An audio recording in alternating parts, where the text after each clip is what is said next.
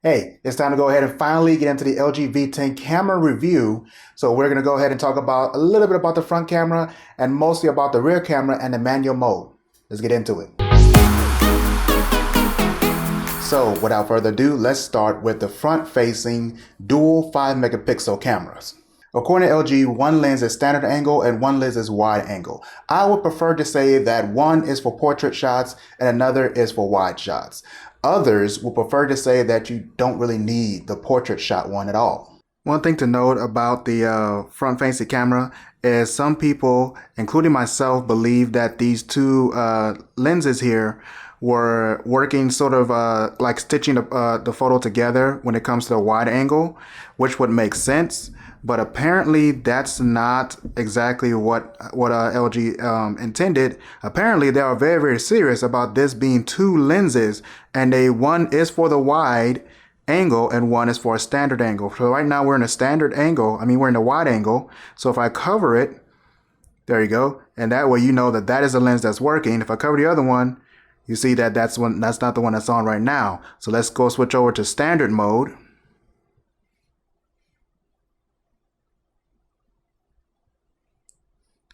There is standard angle.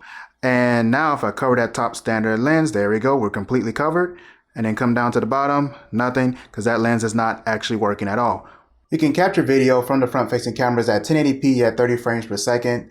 Walking out, just wanted to test the auto camera a bit. I'm sweating my balls off, you can see it in my face. But yeah, this is the tight camera on the V10, not the wide one. I'm guessing this is what it's for. Just for when you want to get just your face in there, because the other lens is wide, so it'll look a little weird. I guess that's what they were thinking, but I still would have preferred something a little different. I found the pictures to be rather good outside, and that is pretty much kind of the standard norm for most phones, because when it comes down to low light, my view hasn't changed from the unboxing. It's just okay. For the 16 megapixel rear camera, you can take JPEG image, or you can even take JPEG plus RAW to give you a DNG file, which you can color grade in post, which I think is a pretty nice touch, and I wish more phones would do. For the video, you can capture 720p up to 120 frames per second, and you can capture 1080p up to 60 frames per second, and 4K up to 30 frames per second. But OIS and steady shot only works up to 1080p, and it actually works pretty well. Also, I would have liked to see a kind of like a flat profile for colors when it comes to video. That would have been a really kind of a nice touch, just a nice option to have. You can definitely do that with an update, but I'm sure that's just not going to happen. All right, now as far as auto and manual is concerned, in auto mode, you can take pretty decent shots. Just like I was saying for the front-facing camera in general, you can take good shots outside, but there is some exposure issues when it comes to both video and picture. But other than that, it's pretty darn good actually for the auto mode. Manual mode pretty much makes it so that this phone is almost the best point and shoot you can find as far as phones are concerned.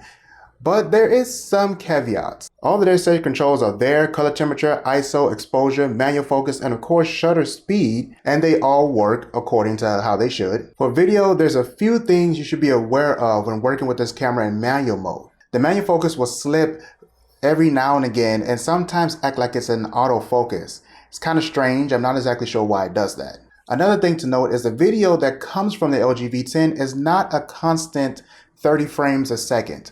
I don't know why. It's supposed to be, but it doesn't act that way. It's really weird, and it can make it kind of a situation when you're trying to sync your outside audio, like your external audio from, say, a Zoom H1, which is right down here, or any other mic in post. So it's really something to be careful about, and trying to actually make your external mics work with the LG V10 by plugging them straight in is pretty much a no-go. I've tried all kinds of different cables and things like that.